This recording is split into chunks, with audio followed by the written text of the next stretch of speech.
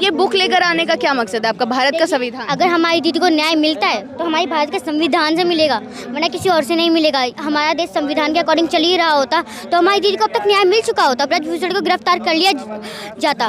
तो अब क्यों नहीं रहा है ये? मोदी जी आज जो इस पद पे बैठे हैं ना, पद पे बैठने से पहले ना इसी भारत के संविधान की शपथ खाई थी।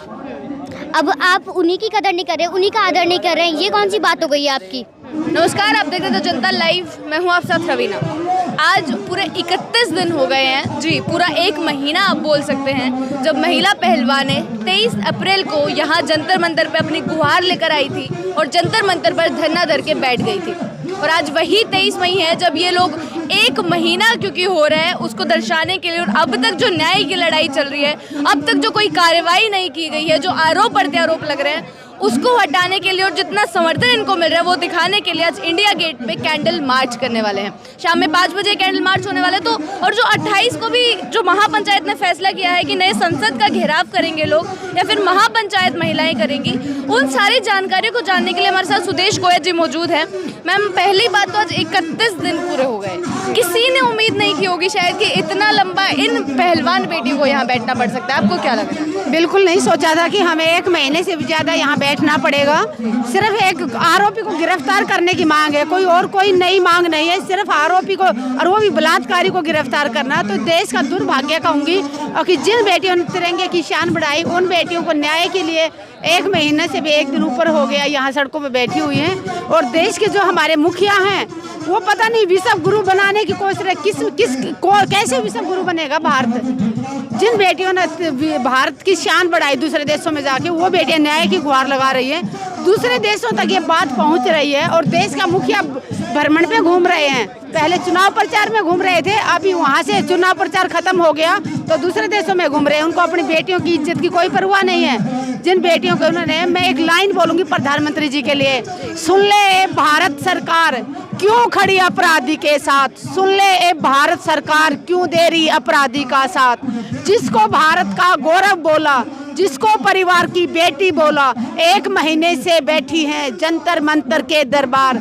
सुन ले ए भारत सरकार, सारे देश की एक ही पुकार, हम हैं बेटियों के साथ। सुन ले ए भारत सरकार, न्याय दो बेटियों को, जितना जल्दी हो सके प्रधानमंत्री जी न्याय दो बेटियों को। अब ब्रजभूषण का बयान आ गया, उन्होंने बोल दिया कि नार्को टेस्ट करवा लीजिए, जो मांग ये पहले दिन से कर रहे थे। अब उन्होंने ये बयान देकर ऐसा लग रहा है कि लोग भी उनके समर्थन में आ रहे हैं, बोल रहे कि अगर सच्चा नहीं होता तो ये बयान नहीं देता। तो कराए ना, तो अभी तक कार्रवाई क्यों रोकी हुई है? अगर वो इतना सच्चा था तो बेटियों के घर जा जाके धमका क्यों रहे थे उसके गुंडे लोग? अगर वो सच्चा था तो, और अगर वो सच्चा है तो फिर सारी सरकार उसको बचाने में क्यों लगी है? क्यों नहीं आज तक गिरफ्तारी हुई? अगर गिरफ्तार हो जाता, अगर वो सच्चा है तो छूट जाता। गिरफ्तारी से क्यों बच रहा है? क्यों दबाव डाला हुआ पुलिस पे? क्यों दबाव डाला हुआ है सरकार के ऊपर? सच्चा है या झूठा है उसका फैसला कोर्ट करेगा। और जो आज वो कह रहा है कि नार्को टेस्ट के लिए तैयार है, बेटियां तो 1 महीने पहले से बोल रही है कि नार्को टेस्ट करा लो, उन 7 लड़कियों का करा लो जिन्होंने शिकायत दर्ज की है, ब्रजभूषण का करा लो। सबसे पहले आरोपी का नार्को टेस्ट होना चाहिए। अगर आरोप सिद्ध हो जाते हैं तो बेटियों को नार्को टेस्ट की जरूरत ही नहीं है करवाने की। तो आपको लग रहा है कि जिस प्रकार से उन्होंने बोल दिया कि नार्को टेस्ट करवा लीजिए, एक मांग आप लोगों की मान ली गई है, क्योंकि आप लोगों ने मांग रखी थी कि नार्को टेस्ट हुए, अब जो बाकी सारी मांगे बच गई हैं, क्या उसको ये ढक देंगी ये सारी चीजें कि उन्होंने नार्को टेस्ट करवाने के लिए हामी भर दी? हाँ, भरने से हम मानने वाले नहीं है।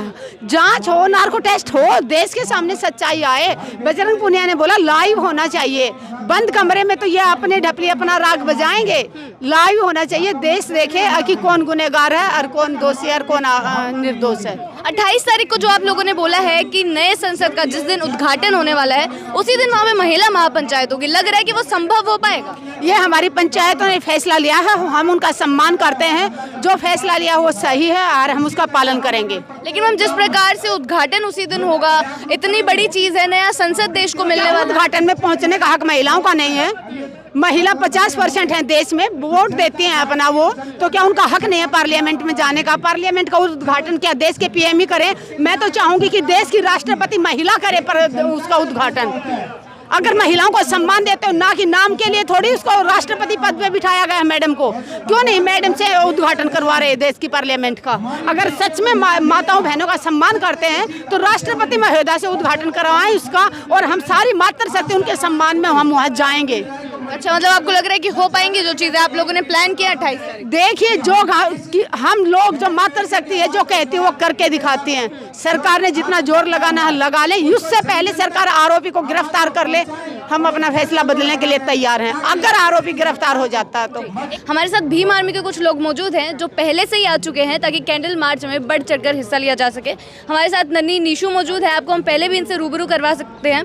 बेटा, क्या लगता है, आज 23 मई हो गया, पूरा 1 महीना हो गया है, आप लोग भी लगातार हैं, आज कैंडल मार्च है, लग रहा है कि सुनवाई हो पाएगी कैंडल मार्च लगाने के बाद? देखिए, सुनना तो पड़ेगा।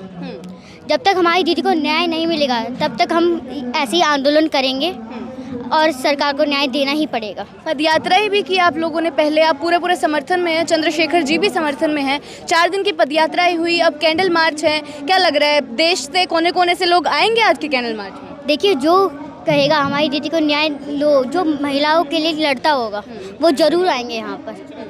देखिए, आज हमारी दीदी के समर्थन में ये लोग आएंगे जो हमारी दीदी चाहते हैं कि हमारी दीदी को न्याय मिले, वो जरूर आएंगे यहाँ। 31 दिन पूरे हो गए, क्या लग रहा था कि इतना लंबा चलना चाहिए था आंदोलन, या न्याय पहले मिल जाना चाहिए था, कार्रवाई हो जानी चाहिए? देखिए, कार्रवाई हो जानी चाहिए थी और दीदी को न्याय मिल जाना चाहिए था। आज जब हमारी दीदी national international Olympic gold medal जब जीत के लाई थी, तब मोदी जी ने स्पेशल अपने घर पर बुलाकर कहा था कि तुम हमारी बेटी की तरह हो। और जब उन्हीं की पार्टी के सांसद ब्रजभूषण ने इनको पीड़ित और शोषण किया है, और अब जब दीदी अपनी न्याय के लिए यहाँ पर बैठी हैं, दिल्ली जंतर मंतर पर बैठी हैं, तब इनके कानों में आवाज़ नहीं पहुँच रही। अब क्या हेडफोन लगा कर बैठ गए, अब क्या गाने सुन रहे, क्या कर गए, अब उनके वो बहरे हो गए, गूंगे हो गए हैं, अब क्या हो गया उन्हें जो हमारी दीदी को न्याय नहीं दे रहे हैं। ये ब्रजभूषण तो बार बार मीडिया चैनल्स पे आकर बयान दे रहे हैं, नए नए प्रकार के आरोप इन पर लगाए जा रहे हैं, कोई कुछ आरोप लगा रहा है, कोई राजनीतिक आरोप भी लगा रहे हैं, काफ़ी सारे आरोप लग रहे हैं। देखिए, अगर मैं आपको बताऊं, जो लोग हमारे विरोधी हैं वही कहेंगे कि ये हम लोग राजनीति कर रहे हैं, लेकिन ऐसा कुछ भी नहीं है। भीम आर्मी जिस बहन के साथ अन्याय हो रहा होता है ना, हमारी भीम आर्मी उन बहनों को न्याय दिलवाती है। इन लोगों को लगता है हम राजनीति कर रहे हैं, जो हमारे विरोधी हैं वही ये बात ज़्यादा कहते हैं। लेकिन जिस प्रकार से आरोप जो लग रहे हैं इन बेटियों पर, क्योंकि ये भी बार बार क्लैरिफाई कर रहे हैं, बार बार मीडिया को बोल रहे हैं कि हमारी पदयात्रा को नहीं दिखाया गया, तो अब तो कवरेज दिखाइए, नेशनल मीडिया को बार बार बोल रहे हैं, उस पर क्या कहना है? देखिए, उसका मुझे ज़्यादा कुछ पता नहीं है, तो मैं कुछ बता नहीं सकती, उसमें मेरे को कोई आइडिया नहीं है। तो आपको क्या लग रहा है कि आप जिस दिन से मौजूद हैं यहाँ पर, और कितना लंबा चलने वाला है, और आप कब तक लोग साथ रहने वाले हैं? देखिए, जब तक हमारी दीदी को न्याय नहीं मिलेगा तब तक हम यहाँ से कहीं नहीं जाएंगे।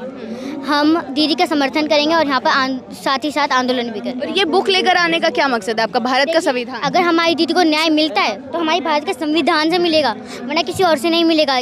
मोदी जी कहते हैं हमारा जो देश है ये संविधान से चलता है, बिल्कुल बात सही है, लेकिन ये कहते हैं हम हमारे देश को संविधान के अकॉर्डिंग चलाएंगे, लेकिन ऐसा कुछ हो ही नहीं रहा है।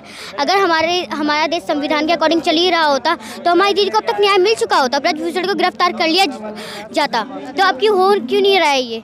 मोदी जी आज जो इस पद पे बैठे हैं ना, पद पे बैठने से पहले ना भारत के संविधान की शपथ खाई थी।